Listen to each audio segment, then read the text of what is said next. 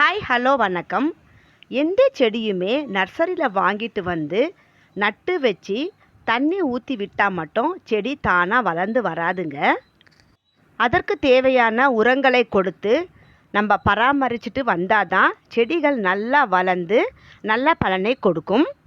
இந்த செம்பருத்தி செடியும் அப்படிதாங்க. வாங்கிட்டு வந்து நல்லா பராமரித்து மாட்டு சாண உரம் எல்லாம் கொடுத்து இப்போ நல்லா வேர் பிடிச்சி நிறைய மொட்டுக்கள் வச்சு நல்லாவே வளர ஆரம்பிச்சிடுச்சுங்க.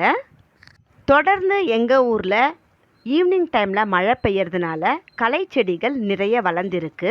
அதையெல்லாம் இப்போ நான் க்ளீன் பண்ணிக்கிட்டு இருக்கேன். இந்த மாதிரி களை செடிகளை எல்லாத்தையுமே நம்ம அப்புறப்படுத்திட்டு மண்ணை நல்லா கிளறி விட்டு மாட்டு சாண உரமோ அப்படி இல்லைன்னா வீட்டிலையே நம்ம தயார் பண்ணுற காய்கறி கழிவு உரம், கம்போஸ்ட் இதையெல்லாம் கொடுக்கும்பொழுது செடிகள் நல்லாவே வளருங்க.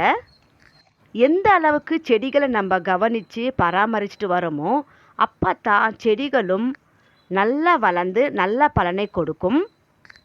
இந்த வீடியோ பிடிச்சா லைக் பண்ணுங்கள், உங்கள் ஃப்ரெண்ட்ஸுங்களுக்கும் ஷேர் பண்ணுங்கள். என்னோடய சேனலை சப்ஸ்கிரைப் பண்ணிக்கோங்க. தேங்க்யூ.